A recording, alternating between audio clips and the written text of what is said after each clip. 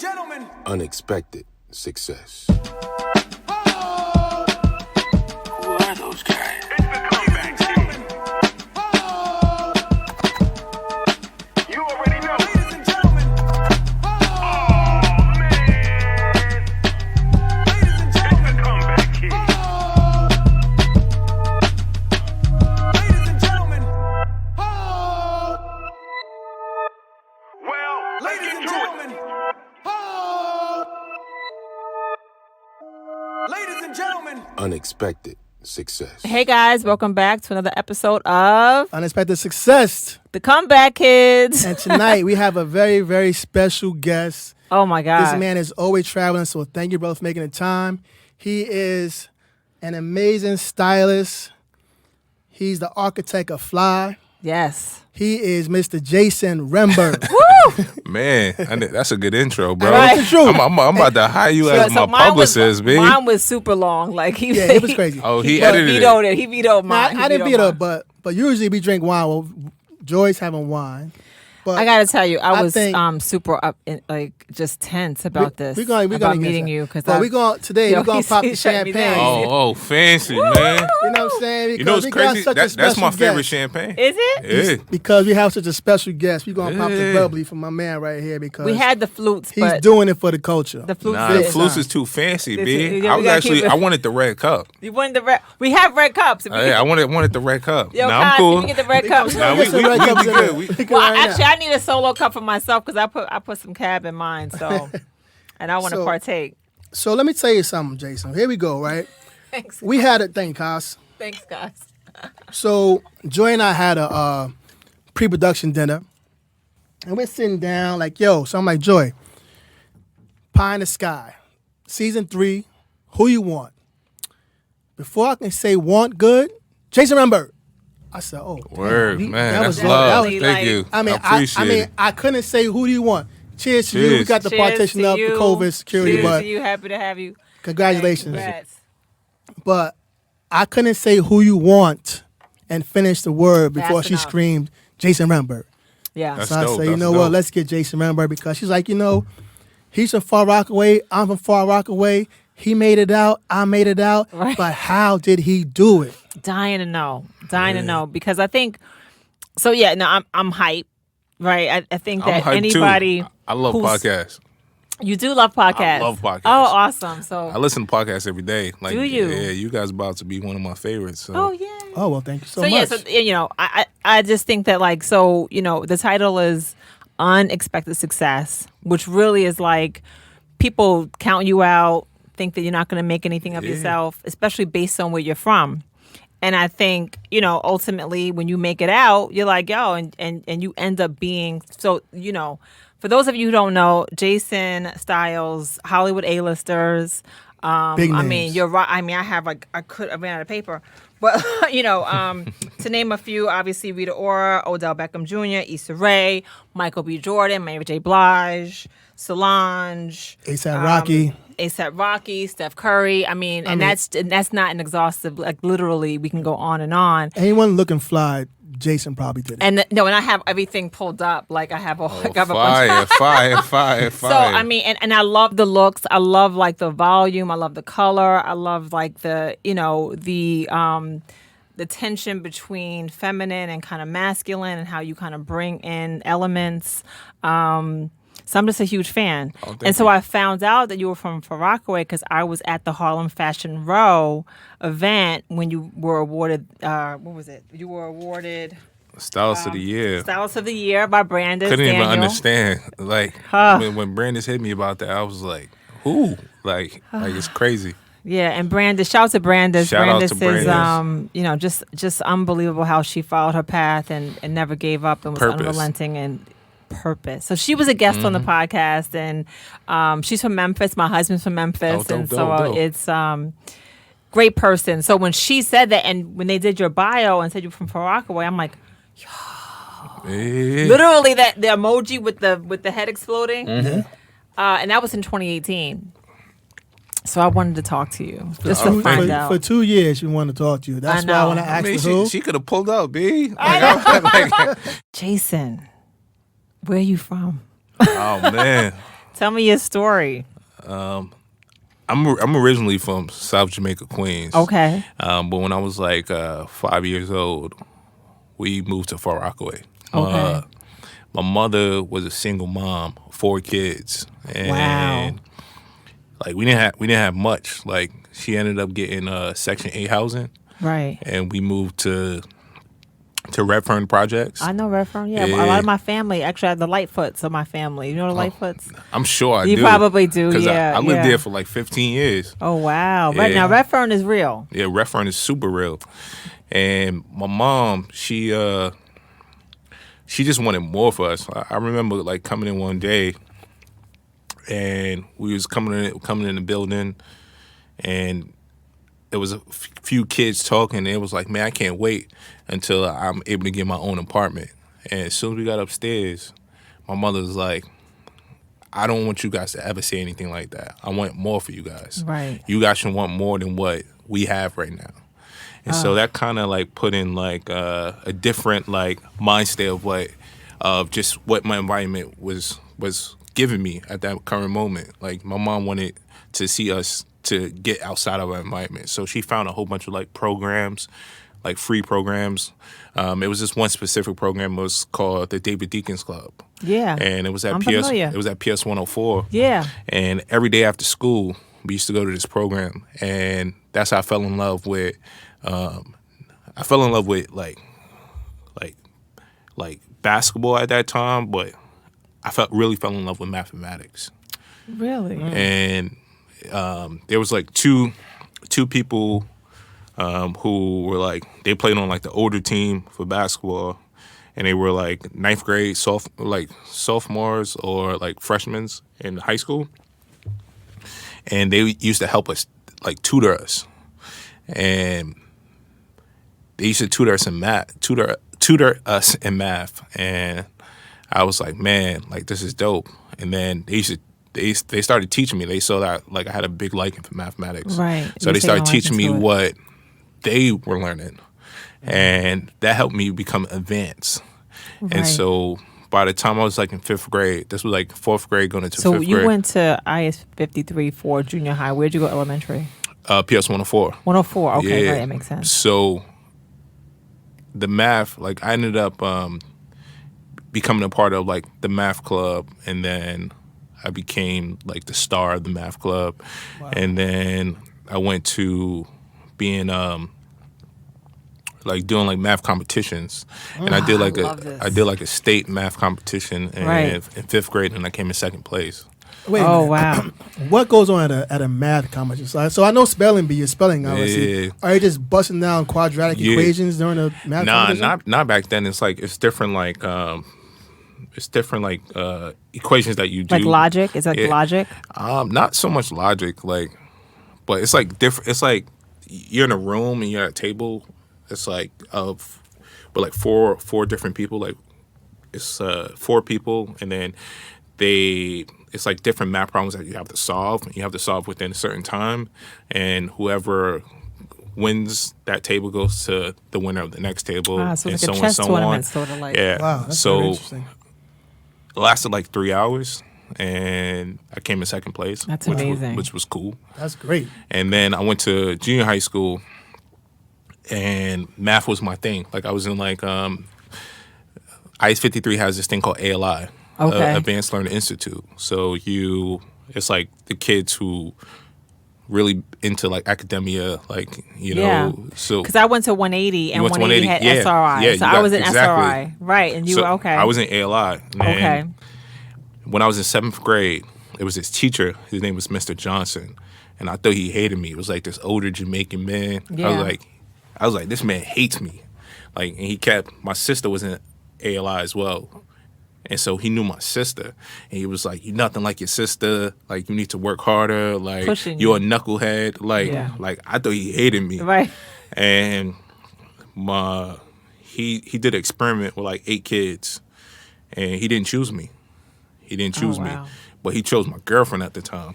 So like In the seventh You were like, grade, okay. yeah. So I wanted to be around my girlfriend. So Right. it was like an after school thing. So I was like, shit, like she's going after school. I'm going after school. Right, like, of course. And he let me come, and I bust my ass. Like, I was like, man, I'm gonna learn this. Like, I'm gonna learn. And by the end of the school year, he let me take the experiment that he was doing. Is the kids were taking a regent in seventh grade, a ninth grade math wow. regents in seventh grade. Holy. So he let me take the regents, and I took it. And then by the time we got to eighth grade, we were taking all the 10th grade regents. So I took like 3 regents in eighth grade. So out of the 9, now it's 9 kids. Out of 9 kids, 3 went to public school. The other 6 went to boarding school. I was one of the 3 who went to public school. I ended up going to Andrew Jackson, Right. Campus Magnet. Ended up going there first.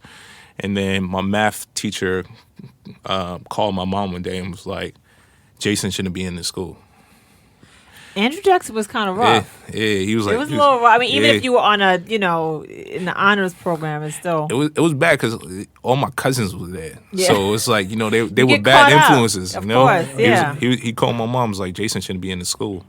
And so my mom transferred me to Flushing. Okay. And I went to Flushing. That's crazy. So I went to Townsend Harris. You went to Townsend Harris? Yeah. Townsend Harris is no longer, right? No, it is. It's still... It is. But Yeah. That's That's a great school. Yeah, no, it was a great school. I didn't want to leave Far Rock. Yeah. Because I was, my friends were in Far Rock. And then You were smart. Townsend Harris was a great school. I was okay, but it's one of those things where you think you don't need it. You're like, Yeah. well, I don't really want to do this because then it's $3 vans, Yeah. right? You know the play. Yeah, I 'Cause know, From Far yeah. Rockaway, you're hopping on 3 at like 5:00 in the morning. But ultimately, it ended up being good. But Flushing, so now Townsend Harris is on Queens College campus. I It's didn't no know longer that. That little building on.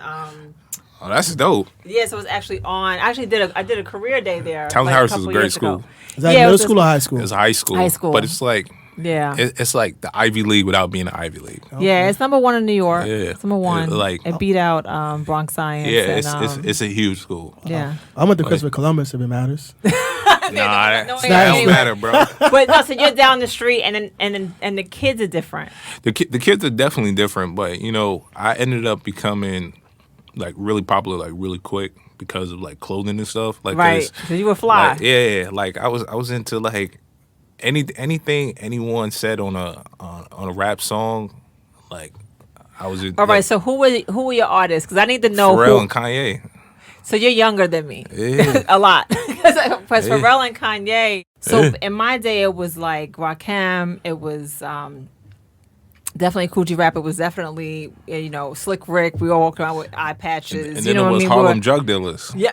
That's what it was. That's exactly what it was, and then obviously that went with every generation. So, what was the style for you? Because I know Pharrell used to wear these really ornate necklaces with the Man, it was like during that time, like beginning of high school, it was like American cut Pradas, Coogie's, Yes. Ibizu jeans, Taverniti jeans, Maury's, Vansons, Right. Pele jerseys.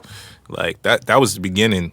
But like towards the end, it was like Louis Vuitton boots and Louis Vuitton book bags and Yeah. and just any and everything. Like I was on like, yo, what could I get that nobody have? Like, So how are you affording this stuff, right? So are you working in high school? nah, like my brother used to just bless me. Oh, Like, wow. My brother blessed me. Like he was like my dad wasn't there, so my brother stepped in. Yeah. And So, he's older than me, so he just what's the age used to of look out for me. You and your siblings? My brother is 40. My brother is 84. My sister's 87. I'm 88, and my other sister's 91. Okay. So you're kind of like your youngest boy. Yeah, I'm the youngest boy. Okay. But not now. I have my mama ended up adopting my little brother. Oh, so, awesome. Oh, that's great. So I'm the middle boy now. Okay. That's amazing. And so your family dope. is from Martinique? My family's from Martinique and Trinidad, Okay. and so Martinique is for me just something that I take more of like I know my Trinidadian side of the family, and even though I know like my French side of the family, like Martinique, I'm just closer to my Trinidadian side. So Martinique is something that I just want to discover more. So I do Right. like more research and more trying to learn more about this place because I didn't have as much of a relationship with it. And Aliette, which is my clothing line. Right. So we Aliette. Aliette. I know. Looking like Aliette. Bobsy Yeah, twins. yeah, facts. Representing the brand. I appreciate Aliette. it. I tried to like, make Nah, mine you look a little swagged bit it out. different. You Like- swagged it out. But Aliette is named after my mother. And my mom passed away like 10 years ago. And bless. Aliette was her middle name. And so when I had my daughter 3 years ago, I Oh, named my burn. daughter a middle name Aliette. I love So it. Aliette is from my mom and my daughter. I love it. It's That's beautiful. beautiful. Thank you. So like my mom was closer to Martinique than she was to Trinidad. Okay. So me learning more about Martinique also helps me feel closer with my mom. It's beautiful. I mean, like, it's just beautiful. Do you lean on Martinique for any of your stylings? Because they're big and bold and colorful. Do you go back during your research to Martinique and see, the island and borrow some influence? That's a good question. I think for design, yes, for sure. For styling, no. Styling, I'm big on like identity, like when it comes to styling. Like, so if I worked with you, like I would ask you questions like, like who you are, like what do you want to achieve into the world? What do you want your style identity to be? Like I ask a lot of questions. Like I'm very like communicative on those kind of things, on trying to figure out how I can amplify your style and elevate it. Like that's something that's really, really important for me. Yeah. And like now in 2020, like there's no, that's what a Hollywood actress looks like, or that's what a leading man is supposed to look like. You can look however you want. Right. Like That's the beauty of it. yeah, So- it's amazing. So it's like as well as being a stylist, you're more like a fashion curator because you're not just doing, name brand adding stuff all on this. people. I'm adding all this to my bio.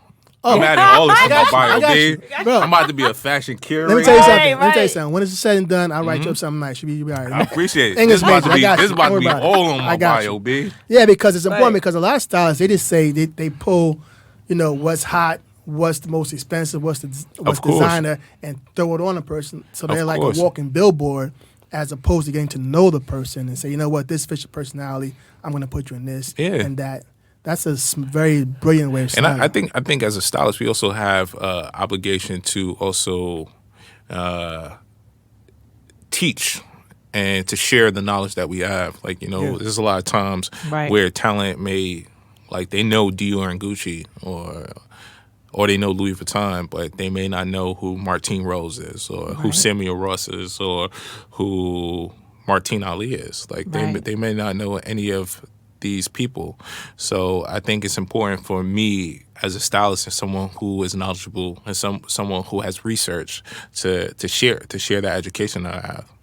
No, it's so important. I think also like your background, the fact that you have, you've kind of gone through this whole, you've seen it all. I think that's the brilliance. I think of growing up kind of in an impoverished area. Of course. My mom would be very unhappy to hear me say that because we had a very happy home, but it was an Yeah, yeah. impoverished area, right? And so I think, to have that background and to take that, and then I know you went to so you went to Flushing, and then for college you went To Hofstra. to Hofstra. Oh, really? HU, like you. I hate you. yeah. wow, I got to get into Okay, hospital and now. then how did you pick up the fashion aspect? So, like, clothing made me popular. Right. Clothing, like, like, clothing makes you popular. It makes girls like Oh, you. yeah, everyone Like, likes you. You're the end. it's like, Yeah. you use clothing. Like, you want to be fresh. You want to be fly. And so I ended up going to like high school because of that teacher. I ended up graduating high school in 11th grade. And Oh, wow. And so I had like an extra year, but because of that, I stayed close. I stayed close to home. I didn't go away. Like, you Okay. know.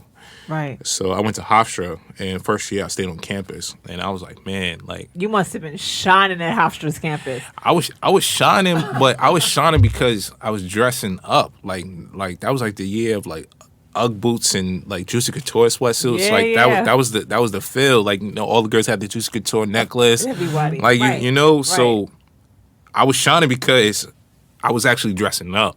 Right. Like no one was dressing up. No, nobody. And so, but it just made me stand out. Like, oh, like who is he? It wasn't like, yo, he fly. It No, was like, no, who, like, right. Like, who is he? Well, that's what's so funny. So, you know, the studio was one of one, because I always say it's not easy being one of one, right? Like when you're misunderstood and people like say certain things about you because they don't understand you, right? They But don't- everybody won a one-on-one.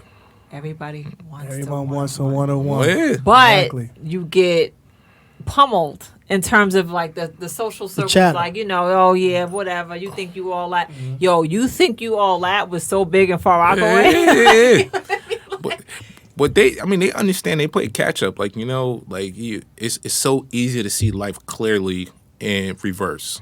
Right. Like, you know, so Absolutely. people understand it once it already happens. Once it's like 5 years down the line. But it takes courage to, For to sure. keep shining, For right? sure. Because I think it's easier to, if you listen to the noise, to get just say, you distracted. know what, let me just stop shining. Yeah. Let me Yeah. just be part of, like, let me just not have to stand out. Let me be just, regular. Let me be hunch normal. my shoulders. Let me For not sure. stand out. So it takes so much courage to say, you know what, yeah, you know what, I do think I'm all that. I do take Hey. pride in what I put on my body. I am fly. Like, Facts. and you did it Yeah, I had to. on Hofstra's campus. Yeah, and I I didn't had- know what to do with you. Like, yo, who is this dude? Yeah, definitely. I mean, it made me. Hofstra definitely gave me like confidence, like, you know, and there's certain relationships that I built there that I'm Right. gonna have forever. Like, you know, You know, and I also think that in general, I want to say that Mr. Johnson gave you confidence. Right? Shout out to Mr. Johnson. Shout out B. to Mr. Johnson. Yeah. Shout out to the teachers and the people who guided you, who saw your genius, right? That made you feel it, because ultimately that's the standout. Yeah. It's someone making you feel like you're different, Yeah. right? And that you deserve. Especially for a young black man, you know, confidence is so important. Like, you know, in our community, young black men are like, we're not able to voice our concerns or voice our emotions or voice our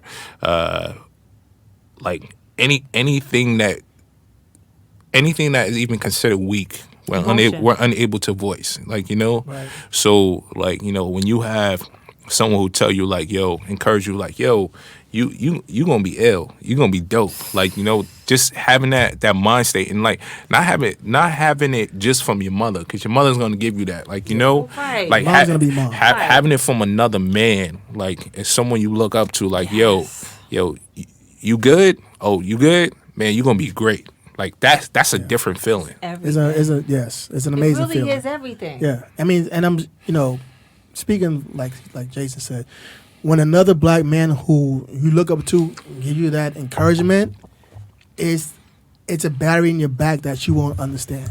It's life changing. Yeah. Life changing. Literally, you have the ability to change To do someone's anything at life that by point. just Yeah, encouraging just them to encouragement. know that they're different and they're great. Yeah. You know what I mean? It's- That's it's the true. beauty of it. It's like, and so I'm religious somewhat, and so I just think that those are your angels, right? These are angels that come in your life, and you don't know they're angels at the time, but then they come in and they change your whole trajectory. Yeah. You know? I feel you. Like I'm somewhat same way, somewhat Right. religious, right? I've had angels in my life, but I only realize it in rewind. Agreed. I've never realized it in the presence. Right. You don't realize Yeah. someone is giving you a message. Right. Yeah. right, But right. you know in hindsight it was divine. It's yeah. Of course. Hindsight's Yeah. 2020. Yeah. Like some things that happen in my life, some things that happen in my career, man, I can't even explain it.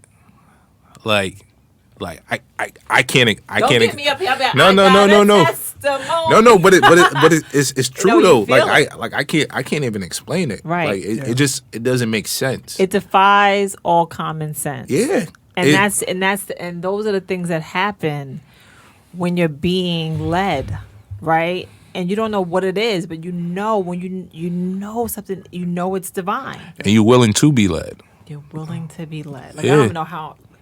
Even we're sitting here. Yeah. I've been talking about you since 2018, and I'm like, oh, Well, yeah, well, right. those areas of divinity present themselves when you're being your most authentic self. Of course. Right. So a person like you who's authentic, It's hard. it's hard to be the authentic. hardest It's part. it's But hard. when hard. you're authentic, you get those blessings. Yeah. So now we have all these encouragements. What about the discouragements? What about the roadblocks you face as a young black stylist? Bro, so many. Like, I mean, I remember the day I wanted to drop out of college. Like, I called my mom, or I spoke to her in person. It was one or the other. And I told her, I was like, Ma, like, I got an extra year from high school. Like, let me take that year. If it works, it works. If it doesn't work, like, I go back to school. And this was like my third year of college. Wow. And my siblings was like, see, I told you, like, waste the money. You sending him to that expensive school, like, Right. like they were going in, Right. and my mom let me drop out, and not only did she let me drop out, she gave me $20 a day. Wow. Like, she let me quit my job. I was working at a hospital. I was working at the hospital right. Peninsula or St. John's? No, Whitman? No. Where? No. I am It's Rockaway. it's right by it's the stop for Roosevelt Field on the Long Island Railroad. Oh, I know It's what you're it's a talking hospital about. right across the street. Yeah, my grandmother was there. I don't remember the name of it, but I know exactly what you're talking But about. I think it's like Whit something. I don't know. Yeah, I know. But- It's on the right hand Yeah, side when yeah. you're going towards. Yeah, I know what you're talking about. So I was working there, and I was working on in the basement, like doing the food, Yeah. like making like people plates. And I was like, yo, this ain't it. Because in my head, I'm just thinking about, yo, I'm planning to shoot, and I wasn't getting no money from the shoot, like, at all. Like, I used to, do you know Savers? The thrift store? I don't think so. There's this thrift store on Long Island called Savers. I would wake up, like, I would take my grandmother to work at like midnight. Savers opened up at 9 a.m. I pick up my grandmother from work at 7 a.m. because my grandmother worked on Long Island. She worked right by Roosevelt Field. Savers is in Hempstead. I would drive to Savers, get there at 7:30 a.m., wait online until they open at 9 a.m. so I could be first in line. Oh my gosh. This was on Mondays. So Monday, Savers, they had like every item has a color. So like the color would be like green, and everything green would be 99 cents.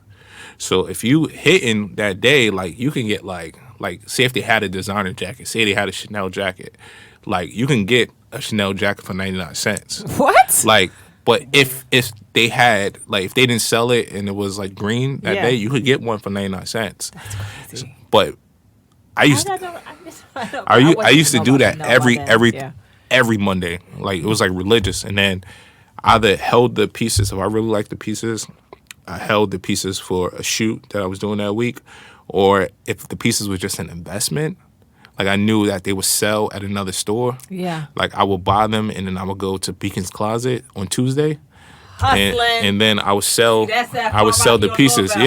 Yeah. I don't know about that. Yeah. Far Rock, so. Yeah, Far Rock. Hustling, yes, but That's not that- Far Rock. right. I would sell the pieces, and then either I would take the money and make the money, and that was my hustle to get through the week, or I would buy pieces that I really wanted. Like I remember I wanted designer shoes for my closet. Like, so a stylist has a closet. Like, Yeah. like it's like pieces. Like, not every job that you do you can pull clothing from brands from. So you always have to have things in your closet, Just in your case. arsenal. Right. You know. So there's certain things I just wanted for my closet. I never had designer shoes in my closet. Like all the shoes I had in my closet were like Stuart Weiss, not even Stuart Weitzman. It was like Right. Steve Madden. Yeah, like yeah. it was like Right. Aldo. Aldo. Like, you know, Right, it was right, it- right. like. So I wanted like real designer shoes, and I remember like going there, and then I had like $800 in credit. So I used like $140 to buy like a pair of Balenciaga shoes and a Prada shoes just so I could have. So when I'm working with a talent, I'm just not bringing them Steve Madden. Right. Like, you get what I'm saying? No, of course, because how you open your bag is everything. Yeah, for sure. So I worked on the first XXL cover with Sybil Penix Oh, dope. when I was in. Sibyl's a legend. Sybil is a legend, Mm-hmm. and we had a great summer. I did that on one summer from home from college, but we worked on, and Jay-Z was on the first cover. That's crazy. And I thought I wanted to be a stylist for a second, but it was so labor intensive for my level. Like I was like sleeving summer, with like bags and bags. We went to a thrift shop to try to style them. It was just so labor intensive that I didn't do it. But she mentioned how important it was to, when you show up, you have to have a bag so that even if Jay only wants this one suit, you have to impress him with what's in that bag. Tricks. It's tricks, Yeah. right? It's just, and it's props, right? It's just Yeah. kind of props because Of he might not course. even want any of that stuff. Of course. But you gotta open the bag and impress. Right. Yeah. So it was everything. And she showed up in the old school Land Rover. Shout out to Sybil Penix. Facts. Showed up in the old Shout out to school Sybil, Land man. Rover. Like it wasn't a Land Rover. It was a I forgot what it was, but she had the old school Jeep and showed up. Everything about her was just rugged and dope, and we had all the slim glasses. Anyway, she pulled up, and it was a show, Yeah, facts. and that made him feel Right. like we were He's ready to style important. him. You know, right? you feel like the man. Like, Right. yo, this for me, B. Right. Yeah. So no, I get what you're saying. Like when you Yeah. pull up, you gotta. I've done that before. They can't even say Balenciaga. I brought a store to a client before. Wow. Like, So it looked like a store. So let me see. So while you're at Hofstra, what are you majoring in? Are you now Mathematics. So okay, so you're following your mathematics Yeah. talent from high school Yeah. into college. You're majoring in mathematics. Was it in college where you say, you know what, math is cool and all, but I want to take my love for clothing and begin styling? Or when you become a stylist? Because for me, the first black male stylist I've knew of was Groovy Lou. Right. Shout out to Groovy Lou. Shout out to Groove. Shout out to Groovy, baby. Shout out to Mike So- B. Y'all naming all icons. Right. Like, So yeah, and we have a future icon right now. Right. We But- sitting down with so the like I'm icon. like, what you're this math genius. So when do you transition to, you know what, I'm the fly student on Hofstra. I can do this. People are looking at me. When did you make that transition? Yeah, when does it become a career? Yeah, of When do you realize course. you can make money from it? Was it that third year when you it, dropped out? it didn't become a career. Can I look at my phone? See what's going on? Go right Of ahead. course. In Hofstra, I ended up becoming. I started designing, and I had this brand. It was started off as a T-shirt line. It was called Kid of the Curb, and it was based off of. I had a business partner. Her name was Chris. Shout out to Chris. Shout out to Chris. And we both. She was from Long Island. I was from Queens. We were more into going to Soho and like 8th Street. yeah, just being like more like different than our environments and stuff. Like, big Kanye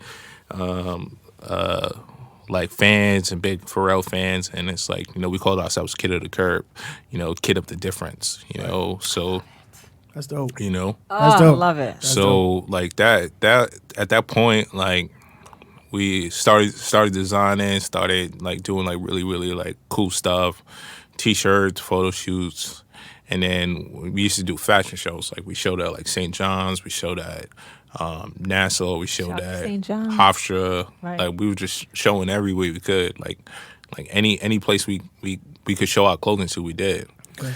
And so that's how I got like my start with like design, like Yeah. design, and then probably like in college, I applied for internships, but the only place I knew of was Vibe magazine, Right. like because I was like I knew Essence and I knew Vibe. And Source. You know? Is Source still around when Source you came up? Source was like It was more fizzling music. it. Oh, okay. Source and Double XL was like Right. more music. Like for fashion, there was only Essence and Vibe Right. in Ebony, but like Essence and Vibe. Yeah. Like so as a black man, I was like I'm into menswear. Like I don't want to do Essence, so I applied for Isn't that Vibe. crazy that there was no other like real. Not for us. Right. Right. Not for us. Yeah. That's fascinating. So I applied for Vibe, got declined. I applied for Vibe again, got declined. So I was at this point. I'm like, man, like, yo, I'm tight. Like, I'm like, like, what's going on? Like, am I Right. not good enough? Like, is my resume whack? Like, what's It's all who happening? you know. I mean, now Yeah. in hindsight, it's really who you knew. It's definitely who you knew. I don't know why they didn't pick me. You know me, but I applied. I was like 3. It was like 3:00 in the morning, and I found this website called ed2010.com. I don't even think they're around anymore. But it was this website called ed2010.com, and they was doing like free internships. Like, mind you, it was a website called freeinternship.com, but Right. you had to pay for it, and I couldn't afford it. Right. So it was ed2010 that I found like through like searching the web and 3:00 in the morning. 3:00 in the morning, and they had a whole bunch of different internships, but like only like one like fashion, and so it was this magazine called Elle. Right. And I love Al. And I didn't know what Elle was. I'm about to Wow. say, the Elle magazine? Yeah. That's crazy. But I didn't know what Elle was. Like, all I knew was like I saw the spelling before, I saw the logo before. I was like, oh, Elle. Like, but I didn't know really what it meant. And then I applied. The 7:00 in the morning, I woke up for class, and I got an email from the person at Elle was like, oh, can you come in for an interview? Wow. And the next day, I went in for an interview. Mind you, my fit was trash. Like, What did you have on? Yo, I remember what I had on. Like, I had on like this purple suede blazer with like these gray pinstripe DKNY trousers with a white and like brown pinstripe shirt Right. with these brown Coach loafers that were beat up. Like, I look crazy. Like, I look nuts. I had like 6 interviews that day. I ended up getting it. Worked out. Yeah. Wow. I ended up getting it, and that was like my first intro to fashion. That's amazing. Yeah. This 3 a.m. You course. see this random website. You went into L. Don't even know what L is. Nope. Next thing you know, you're working at L. Yeah, it's crazy. magazine. So how Yeah. soon, like after that, were you like, oh shit, this is? I'm sorry, mommy, but oh shit, this is L magazine, right? Like, how did you realize it was a big deal? I don't think I realized it when I was at L. I don't think I realized how Which is kinda big of a even deal. better. Yeah. Right? Like when I was at L, the only things I really realized were I was like, man, like there's no black people.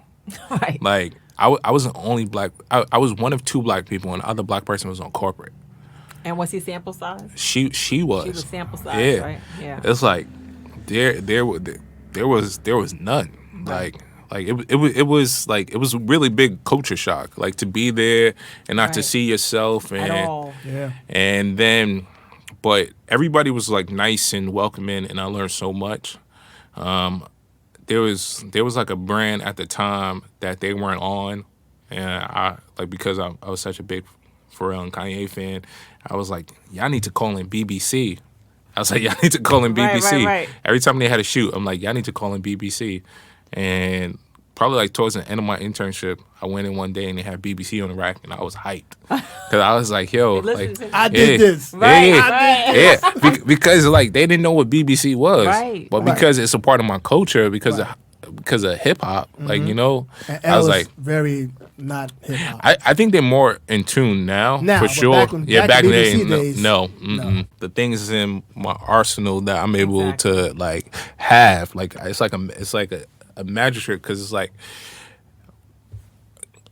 as a stylist, like you know, there's certain stylists who's like known for like their uniqueness, like you know, their clients. They give an aesthetic to their clients that is theirs, like you know, and that's amazing. Like you know, the fact that you can go to this person and you know that person styled that person, Right. Like because that It's that look. that stylist has that look, right? Right. And then there's certain stylists who like you go, like you know that they dress men. You know, there's certain stylists that dress women. Yep. You have stylists who specifically dress athletes. There's stylists who specifically dress musicians. Right. And so on. In the beginning of my career, I knew that I wanted range, and I wanted an extensive range. Like I wanted it to be, I never wanted to be in a box. And your looks are such a huge variance. Oh, 100%. And In your looks. that's why I feel like, I'm grateful with like, my clients, like where they're all so different and I'm able to help them with their identity within that. And the experiences that I also have from growing up and then also working in different like corporate environments, I'm Right. able to connect with clients in different ways.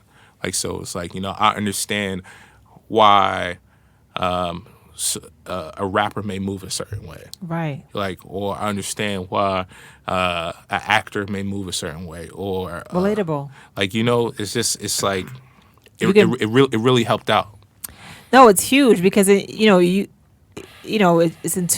intuition, right? Yeah. It's being able to kind of tap into someone and say, "Oh, okay, he's behaving this way because of this," or Right. "She's behaving this way because of that," and relatability. I mean, it's intuition and being able to kind of read what they want to look like. That's huge. Reading the room. Reading the room. Reading- Being of the culture, from the culture. Yeah. Oh, so you yo. know the cultural clues Yeah. that some people are not privy to. Yeah. And even being able to advise them Yeah. when you think, I think this would be really dope on you. Yeah. Based on what I Based- think of you, right? right. Based so, on- so I exactly. love how you dress Lizzo. Oh, thank you. Like I love how you added volume to her volume, right? As opposed to trying to Slimmer down. let Yeah. it be glorious, let it be huge. And I love how you styled Issa Rae, and it's very different. Yeah, it's It's extremely literally night different. and day. Like, I mean, Lizzo is a larger in life personality. Like, and it's not her size. Her personality is bigger than I can only than imagine. what her size is. So it's like, definitely try to maximize that. Like, Yeah. have fun. Like, show that she can be just as great as someone who is sample size. Like, definitely. But then Issa is dope because Issa just doesn't care about fashion. And Wow. so, like, She doesn't. No, at all. And we like, we get to, Look at that. Yeah, that's beautiful. I mean, thank that's you, just bro. like, I appreciate it. my God. She's like a phoenix. Oh, she's amazing. I mean, but like that is just perfection. I mean, I know the camera can't really see this, but this Oh, look at you. Knock the stuff over. line of champagne. But like no, this is we'll show this on a different way, but not like this was just breathtaking. Anyway, Thank sorry, you. but- And like, someone like Issa, where it's able, she cares more about like, the work, and she cares about, representing us as a culture more than she cares about glamoring herself. Rooting for everybody black. She's definitely rooting for us. She's definitely supportive of us. Right. And it's not just saying that. Like, that's really is, and I think that's more her focus. So I try to alleviate her thinking so much about style, and like I understand, like with her, she loves comfort. So I'm like, how can I make her glamorous and comfortable? Like Right. that's something that's always a focal point of mine. So on a carpet, I'm like, okay, I need Issa dressy. Look at that. She doesn't want to wear a dress. Maybe she wants to wear a jumpsuit. Right. Maybe she wants to wear a suit. Maybe she wants to wear a bodysuit and a trouser. Something that I can still elevate her, but still make her feel like her. Right. Got you. So speaking of these, look at that. It's nice. So you now are at a level where you can go to these fashion houses and you can pull clothing, right? I know that they are notoriously difficult to deal with sometimes. If you're like an up-and-coming stylist, you can have to jump For through sure. hoops to try to get a look from as a big fashion house. For sure. How have you been able to navigate that? And now you're at a level where you are. Now you can just go in there and kind of pull anything you want. I think you asked a great question, man. I'm no longer doing it for me. Like, I'm doing it for that young talent who can't Right. pull from them. So I make sure when I'm working with these brands, I'm working it on the terms of my clients, and not on the terms. Like, I'm not excited by a huge brand hitting me saying you want to dress my client. Right. Like, that's not something that's exciting for me. If you're not supporting my client for the things that they need support for, like if they need support for a press, but you're willing to support them for a carpet, because it benefits you, Right. like I'm fine with not working with you. Wow. That is a level of I love it. celebrity stylist integrity that we don't see these Yeah, days. but it's not just like I don't do things for me anymore. Like when it comes to styling, Right. like I work out one way or another through every client. I work with every big brand, and certain brands have favorites, some brands don't. But I think it's important for me as a black man and a black man at this level to be able to help the ones who's coming after me, who don't have those opportunities, Right. like, and who don't have the access that I have. That's great. So are you able to mentor younger stylists? For sure. Oh, so that's awesome. Yeah, for sure. Like there's like 5 that I'm like super close with. Like I mentor like these 5 young black men, and for me, it's important to mentor them because it's hard. It's hard. It's hard being a black man in this industry. Like I bet. So I definitely mentor them and show them the way, show them how to be a professional, and show them there's certain things in my career that I made mistakes on. Like it's so easy. Like one specific thing I made a mistake on is it's so easy to react a certain way because you don't like something and to not be professional. Right. So It's easy to resort back to. yes, Right. like just because it's like you feel disrespected, Right. and there's a you can get your point across without coming off emotional and having a certain email etiquette. Right. Like you can definitely get your point across. Right. And there's certain relationships that I lost because I was hot headed. No. Was I wrong? Probably not. No. But could I have communicated it in a better different way. way? Yeah, for Right. sure. We're not taking things personally, right? I Yeah, think for that's sure. a lot of things. Sometimes it is personal, but you don't have to take it personally, Yeah. right? And so I think that's evolution. Oh, for sure. When you get to a point when you can say, okay, this happened because of this, but I didn't have to react that way. But yeah, I mean, you yeah. wouldn't have learned the lesson had Yeah. you not had it. 100%. And I think it's also brotherhood is important within this industry. Brotherhood is important in life. Agreed. I had like one of my closest friends at the time. His name is Nate, and when I was writing these crazy emails or these irate emails, Right. like Nate would call me like, "Yo, And you press send? oh, I was you pressed send. yeah, I was send.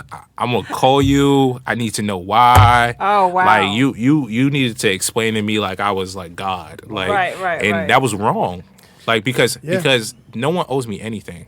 Was that a point of your career where you were just beginning to blow up, where you kind of had For sure. So not to put word in your mouth, kind of like an arrogance, like I'm sure. Okay. For sure.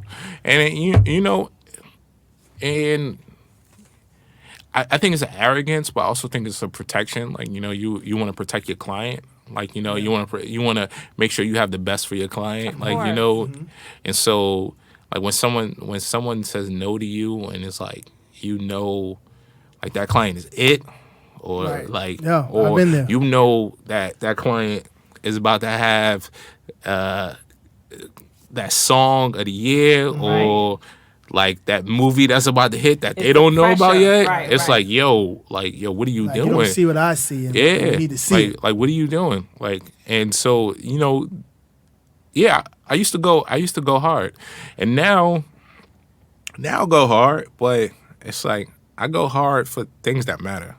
Right. Like I rather go hard for them not supporting another stylist rather than not supporting me, because at this point, if you say no to me, I'm gonna find someone else. Right. Immediately. Yeah, I don't even care. So how did it feel when you made the Met Gala?